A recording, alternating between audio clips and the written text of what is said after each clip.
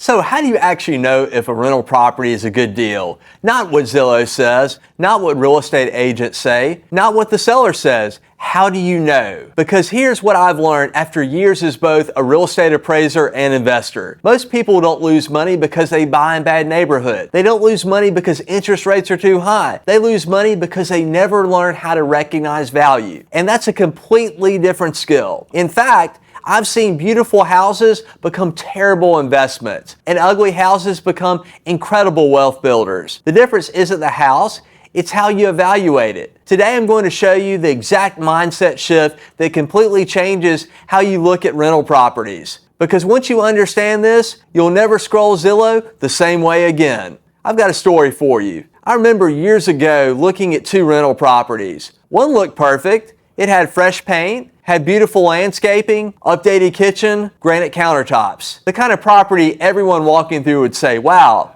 this one's nice. The second house, it looked rough. It had old flooring, outdated cabinets, needed painting, definitely wasn't winning any beauty contest. If you asked 10 brand new investors which one they'd buy, 9 would choose the beautiful one. But here's what exactly happened. The beautiful house was priced so aggressively that there was almost no room for appreciation, almost no margin for error, and very little cash flow. The ugly property, it looked terrible, but the numbers told an entirely different story. The seller was motivated, the rents were strong, the neighborhood was improving, the repairs were mostly cosmetic. That ugly house became one of the better investments. The pretty one, not so much. That's when I realized something. The market rewards people who recognize value, not people who recognize pretty. And that's exactly what Grow Wealth 101 is about. I'm not here to teach you how to chase properties. I'm here to teach you how to recognize opportunity. I know what some of you are probably thinking. Brandon, I'm brand new. I don't know construction. I don't know repairs. I don't know neighborhoods. I don't know enough.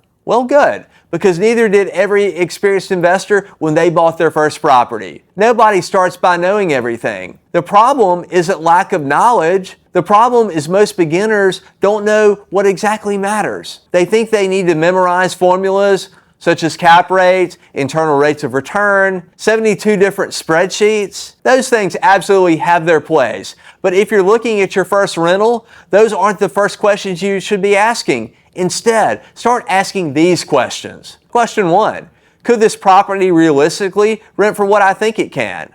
Not what you hope, not what the seller claims. What does the property actually support? Question 2, how much work does this property really need? Not perfect estimates, ballpark estimates, enough to know whether you're buying opportunity or buying problems. Question 3, am I paying today's price or tomorrow's price? This is where appraisal thinking becomes incredibly powerful. Are you paying what everybody else already knows? Are you buying before everyone else recognizes the value? Question 4, what could go wrong? Every investor asks this first, not because they're pessimistic, because they're prepared. When you begin thinking this way, you stop looking for perfect houses. You start looking for great investments. So here's what I'd encourage you to do. The next time you're scrolling Zillow, don't ask, would I live here? Ask, would this property build wealth? These are completely different questions. To help people get started, I created something called the Beginner's Instant Equity Checklist. It's completely free. It's the same style of framework I use to quickly identify whether a property deserves a closer look. It's not meant to replace due diligence. It's meant to help you stop wasting time at properties that were never good investments in the first place. You can download it using the link below. I want you to remember one thing from today's video. Great investors aren't born with some magical ability to find deals. They simply learn to recognize value that other people overlook. That's a skill, and skills can be learned.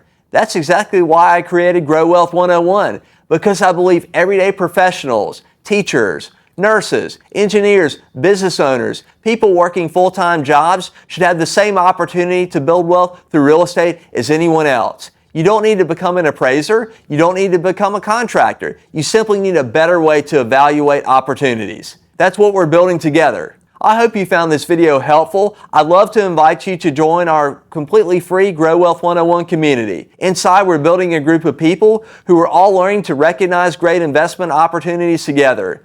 You'll find discussions, resources, educational content, and people asking the same questions you're probably asking right now. The link is in the description. I'd love to have you there. And if this video helped change the way you think about investing, hit subscribe, because every week we're breaking down real estate investing through the lens of recognizing value, not hype. I'll see you inside the community. But here's the interesting part. Even if you find what looks like an incredible rental deal, there's one mistake almost every first-time investor makes that can quietly destroy returns.